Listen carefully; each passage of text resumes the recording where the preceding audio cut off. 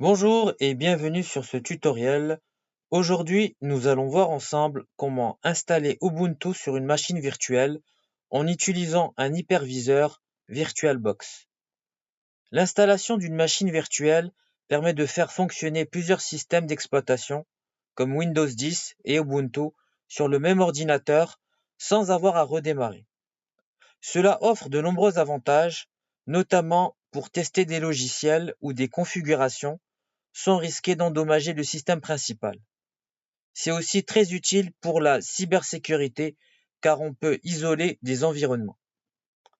Alors, tout d'abord, on va installer Visual C++ Redistributable. Alors, on clique sur le premier lien. Là, on va choisir la version Latest Microsoft Visual C++ Redistributable Version. Je clique ici. Donc là, en fait, on a trois types d'architecture. Alors, l'architecture x64, donc c'est la plus utilisée. Elle est utilisée pour les processeurs Intel Core i3, i5, i7, i9, les AMD Ryzen, ainsi que les MacBook Pro avec processeur Intel. Alors, l'architecture x86, elle concerne les anciens systèmes 32 bits, souvent avec moins 4 Go de RAM. Ce sont les ordinateurs qui sont apparus avant 2010. Et l'architecture ARM64, c'est pour les appareils avec des processeurs Apple Silicon comme M1, M2 et pour de nombreux smartphones et tablettes. Alors, je clique ici pour moi et voilà, là j'ai le logiciel qui est téléchargé. Donc je vais pas l'installer car il est déjà installé sur ma machine, mais c'est juste pour vous montrer quel logiciel il faut télécharger. Ensuite, on va au niveau du site officiel de VirtualBox. Donc l'URL est virtualbox.org. Tout d'abord, on va cliquer sur Get Started et là on clique sur Download. Ensuite, on va au niveau de la partie VirtualBox Platform Packages. Donc, si notre système d'exploitation c'est Windows, on clique ici. Si notre système d'exploitation c'est macOS Intel, on clique ici. Si c'est macOS Apple Silicon, on clique ici. Si l'OS c'est la distribution Linux, on clique ici. Si notre OS c'est Solaris, on clique ici. Et si notre OS c'est Solaris 11 IPS, on clique ici. Alors, il faut aussi télécharger le VirtualBox Extension Pack. Donc, on clique ici, Accept and Download. Alors, pourquoi télécharger VirtualBox Extension Pack? Ça permet de bénéficier de fonctionnalités comme le support USB avancé, comme USB 2.0, USB 3.0. Ça permet aussi l'authentification RDP, c'est-à-dire Remote Desktop Protocol. Ça permet de se connecter à une machine virtuelle à distance et ça permet le chiffrement des disques. Voilà. Donc là, je clique ici et là, il se télécharge. Alors, là, je vais aller sur ma machine, sur mon hyperviseur qui est déjà installé. Alors là, je vais cliquer sur Nouvelle. Donc, je clique sur Nouvelle. Donc, moi, je vais télécharger Ubuntu. Donc, je vais appeler ça Ubuntu 2 parce que j'ai déjà téléchargé Ubuntu, mais donc ça c'est juste pour vous montrer. Alors pour l'image ISO, je vais ici, donc je vais au niveau de mon disque dur et je cherche l'image ISO de Ubuntu. Donc je clique là. Ensuite, alors au niveau de là, je dois cliquer sur Skip Unattended Installation. Alors pourquoi il faut cliquer sur Skip Unattended Install? Alors ça on évite l'étape de la saisie de la clé de produit qu'on voit ici, surtout si on a téléchargé un ISO qui n'en a pas besoin. Donc moi j'ai téléchargé un ISO sur le site officiel d'Ubuntu et j'ai pas besoin de clé de produit.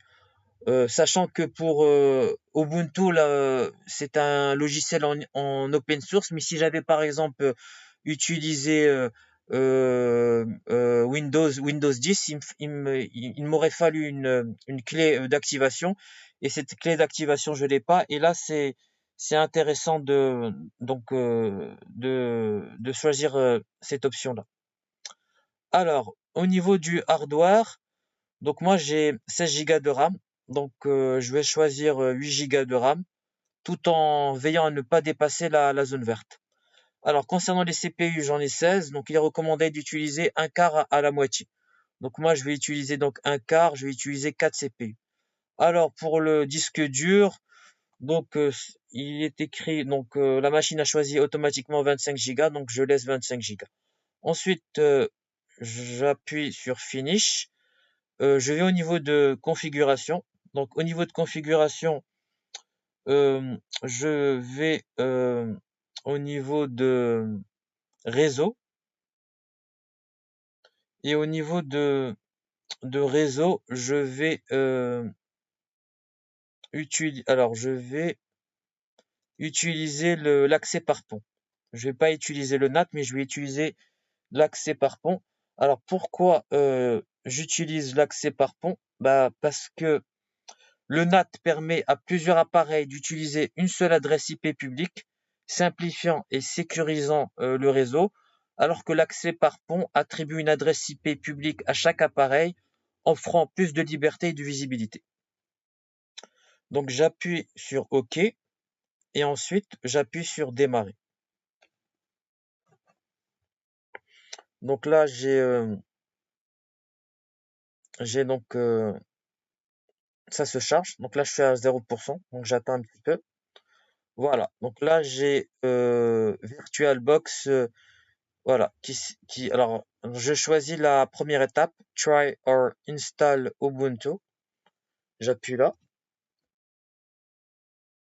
Ensuite, il va falloir un petit peu attendre. Alors là, j'ai ma machine Ubuntu qui est installée sur VirtualBox. Donc, je vais au niveau de démarrer. Je mets démarrage normal. Alors là, j'attends que ça se charge.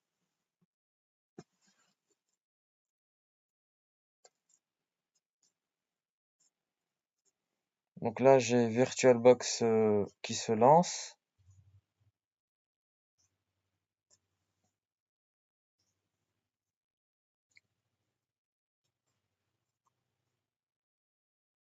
Donc voilà, j'ai Ubuntu qui se lance. Donc il va me demander dans un premier temps de mettre mon mot de passe. Donc là, je mets mon mot de passe.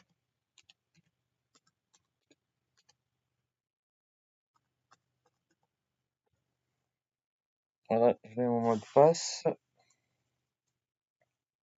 Et voilà. Donc là, j'ai le bureau d'Ubuntu qui apparaît.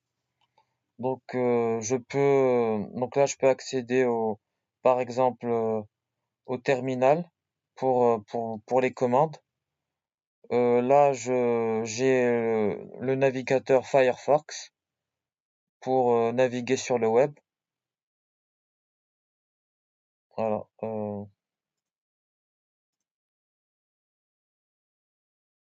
Voilà. Donc là, je peux naviguer sur le web.